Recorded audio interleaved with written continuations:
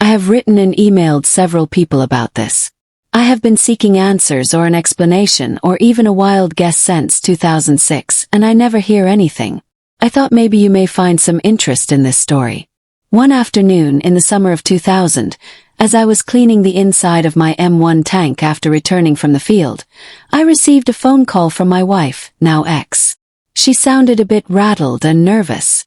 The first thing she asked me was where I was and what I was doing. I told her that I was working on my tank in the motor pool. She started to sound frustrated and told me to stop messing with her and again asked me where I was and what I was doing.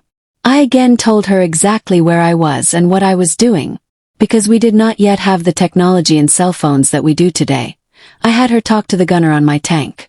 After he vouched for me, I asked her what was wrong because she was obviously shaken, and she is not one who gets shaken very easily. She told me that she was in the living room of our house. She had been cleaning house that day, was just about done. As she was fixing to finish up, she said she saw me standing in the kitchen. And then I was suddenly gone. At that, I tore off my maintenance coveralls, told my first-line supervisor that I had an emergency at home, and hauled ass to my house thinking that someone was in my home with my family. Once I got home, I found my wife sitting in the living room on the couch. All my kids were taking naps. She had this look on her face as if she was trying to figure out a difficult puzzle or trying to process some strange information that she'd just heard. I asked her to tell me exactly what happened. As stated, she was just finishing up some house cleaning. As she was standing in the living room, she looked up for a quick second and saw me standing in the kitchen. At first, she didn't pay any mind to it as something out of the ordinary. I lived there, it was my home, I had a key.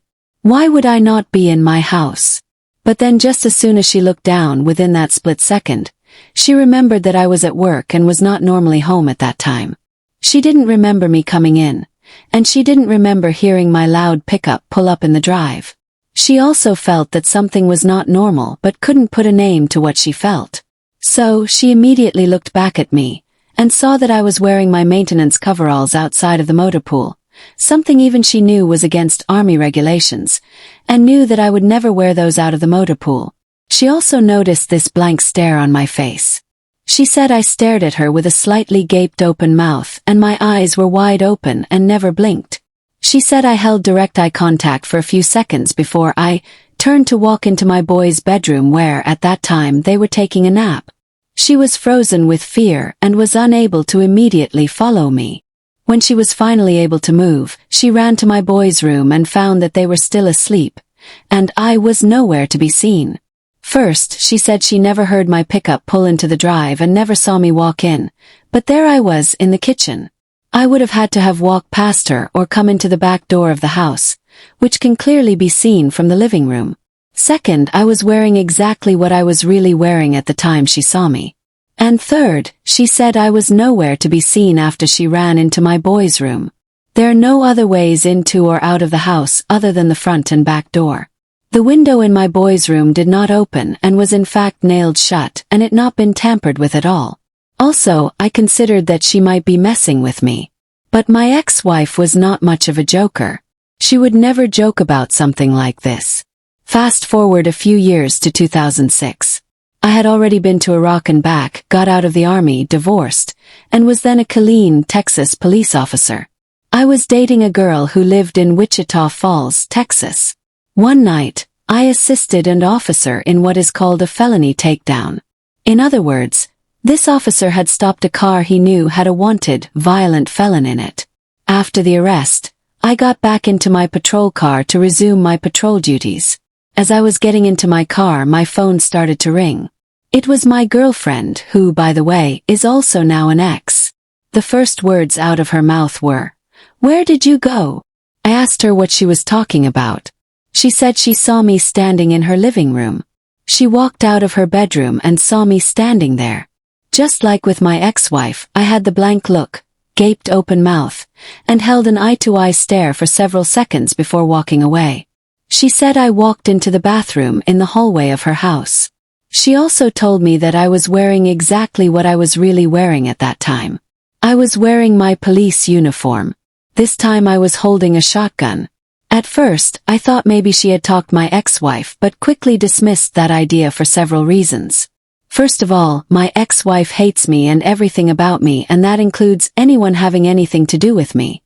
Secondly, I was only seeing this girl for about 2 weeks at the time, and she and my ex-wife, as far as I know, had never met, and certainly didn't have each other's phone numbers. And third, I was in fact holding a shotgun at about the same time she saw me in her living room. That was the big one for me, the shotgun.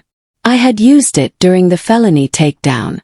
In her house, it was possible to sneak in without her noticing, especially if she was in her bedroom.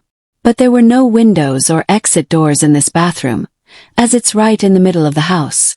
I know what a doppelganger is, but from what I've read, only the person can see their own doppelganger. I have never heard of anyone seeing another person's doppelganger. I've heard that this happens because either the person who sees me is thinking particularly strong about me, or I may have been thinking strongly about them at that time. Well, when I was cleaning my tank, all I was thinking about was making my platoon sergeant happy, and during the felony takedown I was thinking more about all that could go wrong at that time. Also, my own mother has claimed to have heard my voice in her home when I was deployed to Iraq. I told her that maybe she was dreaming or mistaking. No, she is adamant that she was wide awake and swears that it was my voice calling her. If you have an idea as to what this may have been or have any explanation, I am open to hearing anything at this point.